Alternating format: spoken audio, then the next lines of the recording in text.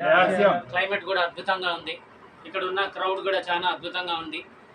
నా పేరు ప్రవీణ్ కుమార్. హైదరాబాద్లో ఉంటాను. సికింద్రాబాద్ సఫీల్గూడలో నా ఇల్లు. ఎలక్ట్రిసిటీ డిపార్ట్మెంట్లో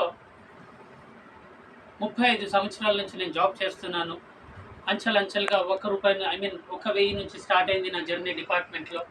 ఇవాళ ఇంకొక 5 సంవత్సరాల తర్వాత నేను రిటైర్ అవుతాను. ఇవాళ నా ఇన్కమ్ వచ్చేసి గవర్నమెంట్ డిపార్ట్మెంట్లో ₹3,00,000 నా జీతం అండి. ఓకే, ఎందుకంటే మేము ఎలక్ట్రిసిటీ అనగానే మాకు ప్రాణ భయం ఉంటుంది కాబట్టి, మా కింద పనిచేసే వాళ్ళ ప్రాణం మా చేతిలో ఉంటుంది కాబట్టి మా జీతాలు అనేది కొంచెం ఎక్కువ ఉంటాయి. సో అందరూ అనుకోవచ్చు ఎలక్ట్రిసిటీ డిపార్ట్మెంట్కి జీతాలు ఎక్కువ అంటే, జీతాలతో పాటు కష్టం ఉంది కాబట్టి జీతాలను ఎక్కువ ఇచ్చారు కాబట్టి జీతం మంచి జీతం. అదే కాకుండా హైదరాబాద్లో నేను డ్యాన్స్ కొరియోగ్రాఫర్గా స్కూల్స్, కాలేజెస్, కార్పొరేట్స్లలో నేను డ్యాన్స్ నేర్పిస్తాను. డ్యాన్స్ నేర్పిస్తూ దాని నుంచి కూడా మంచి ఆదాయం వస్తుంది. సో నెలకి ఒక ₹5,00,000 నా సంపాదన. సో ఇది చాలు కదా, ఇది చాలు కదా. భార్య, 2 పిల్లలు, ఇల్లు సక్రమంగా అన్ని కార్లు గిర్లు అన్నీ ఉన్నాయి. ఇంకేం చేయని అవసరం లేదు కదా. కాలు మీద కాలు వేసుకొని కూర్చోవచ్చు, పొట్టలు పెంచుకోవచ్చు, శరీరాన్ని డ్యామేజ్ చేసుకోవచ్చు, తొందరగా వెళ్ళిపోవచ్చు. అవునా కదా.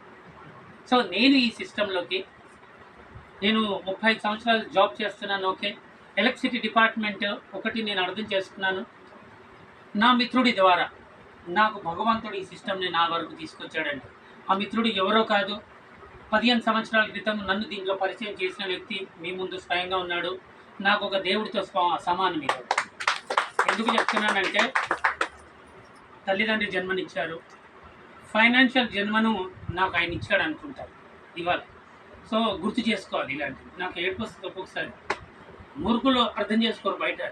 ఓకే, ఇవాళ మీరు అంతా ఇక్కడ ఉన్నారు, ఆ భగవంతుడి అనుగ్రహం లేని మీరు ఇక్కడ కూర్చోరండి. ముందు ఆ భగవంతుడికి థ్యాంక్స్. భగవంతుడి అనుగ్రహం అంటే భగవంతుడు వచ్చి మన పక్కన కూర్చొని, రండి దేవేందర్ గారు, రండి అనిత గారు, రండి అమర్నాథ్ గారు, ఒక ఆర్స్యం అద్భుతంగా ఉంది, మీరు వచ్చి కూర్చోండి, వినండి, మీరు ఒక దశ మార్చుకోండి అని చెప్తే మీరు ఏమంటారు? పువ్వా నువ్వేంటి దేవుని కాదు అంటాం. అవునా కదా. ఏదో వేషాలు వేసుకొని వచ్చి కూర్చున్నాం అంటాం కదా. కానీ ఆ భగవంతుడు ఏదో ఒక రూపంలో